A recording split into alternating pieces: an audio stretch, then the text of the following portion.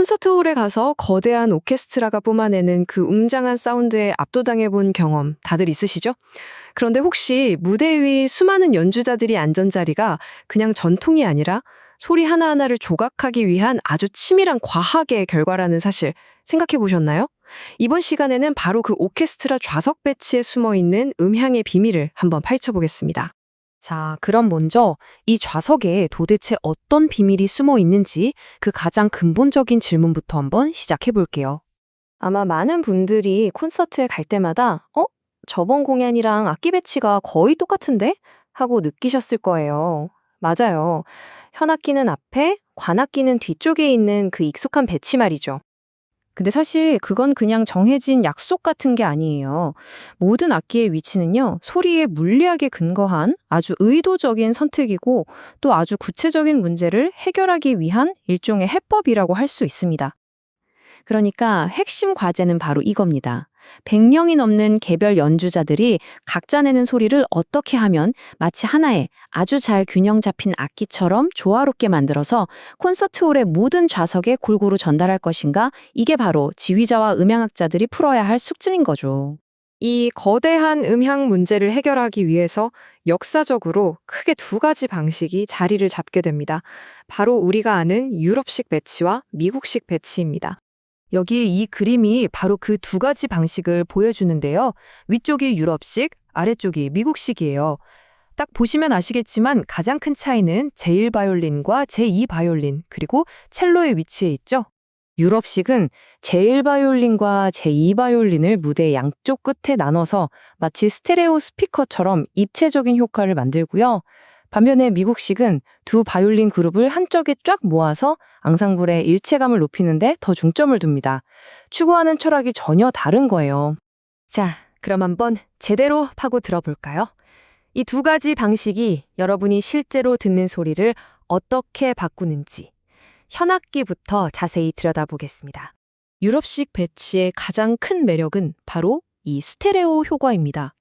제1바이올린과 제2바이올린이 서로 다른 멜로디를 주고받을 때 물리적으로 딱 분리되어 있으니까 우리 귀에는 두 파트의 소리가 훨씬 더 명확하게 구분돼서 들리는 거죠. 이 그림을 보시면 그 이유가 바로 보입니다. 바이올린은요, 밝고 화려한 고음역대 소리를 이 노란색 영역처럼 악기 앞쪽으로 강하게 뿜어내거든요. 유럽식 배치에서는 제1바이올린이 관객을 향해 앉으니까 이 밝은 소리가 직접적으로 전달되고 반대편을 보는 제2바이올린은 상대적으로 좀 더 부드럽고 어두운 톤이 강조되는 효과가 생기는 겁니다. 그리고 이 원리는 첼로에도 정말 기가 막히게 적용됩니다. 유럽식처럼 첼로를 무대 중앙 정면에 두면요, 악기에서 가장 중요한 고음역대 소리, 그러니까 그 악기 고유의 음색을 결정하는 포먼트가 관객에게 직접 전달돼요. 이 포먼트라는 게 거의 악기의 목소리나 지문 같은 거거든요. 이게 잘 들려야 빠르고 복잡한 부분에서 훨씬 더 명료하고 정교한 소리를 들을 수 있게 되는 거죠. 이번은 오케스트라의 든든한 저음을 책임지는 더블 베이스 차례입니다. 이 악기한테는 아주 특별한 단짝 친구가 하나 있어요. 바로 무대 뒷벽입니다. 더블 베이스를 왜 굳이 무대 뒤쪽에 두느냐? 그 비밀이 바로 이 그래프에 숨어 있습니다. 뒷벽이 마치 거대한 스피커처럼 저음을 반사시켜서 보시는 것처럼 특정 저음역대를 아주 크게 증폭시켜 주거든요. 이 부스트 효과 덕분에 오케스트라 전체 사운드가 풍부하고 깊은 기반을 갖게 되는 겁니다. 자, 이제 관악기와 피아노로 넘어가서 우리가 방금 배운 원리들이 어떻게 더 확장되는지 한번 보시죠. 여러 악기가 있지만 그중에서도 가장 흥미로운 음향 비밀을 간직한 악기부터 만나보겠습니다. 프렌치 호른 연주자들은 다른 연주자들과는 다르게 관객에게 등을 돌리고 연주하잖아요. 이것도 다 이유가 있습니다. 혹시 짐작 가는 거 있으세요? 이 그림의 트럼펫처럼 보통 금관악기는 소리가 나팔, 즉 벨 끝에서 앞으로 강하게 뻗어나갑니다. 그런데 프렌치 호른은 이 벨이 뒤쪽을 향해 있죠. 그러니까 가장 중요한 소리가 관객이 아니라 무대 뒤쪽 벽을 향해 발사되는 거예요. 그래서 바로 이겁니다. 무대 뒷벽이 프렌치 호른 소리의 일부가 되는 거죠.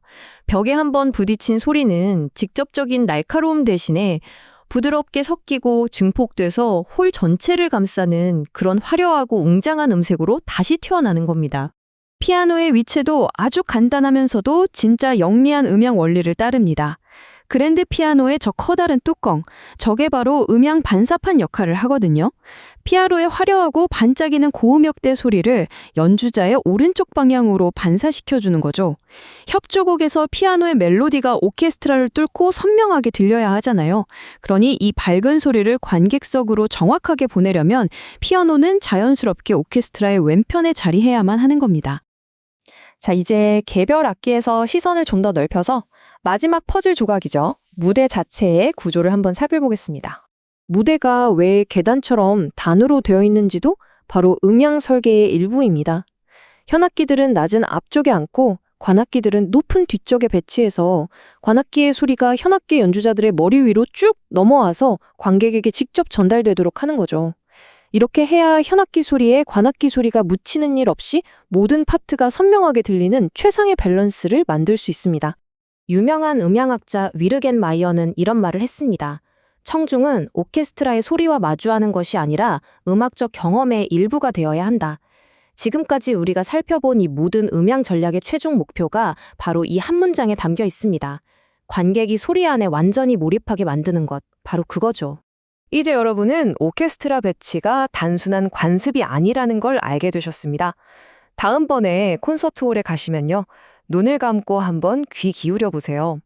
왼쪽에서 들려오는 제1바이올린의 밝은 소리, 그리고 오른쪽에서 화답하는 제2바이올린의 깊이 있는 소리가 어떻게 대화하는지, 또 뒷벽을 막고 날아오는 프렌치 호른의 웅장한 울림이 어떻게 공간 전체를 채우는지 말이죠.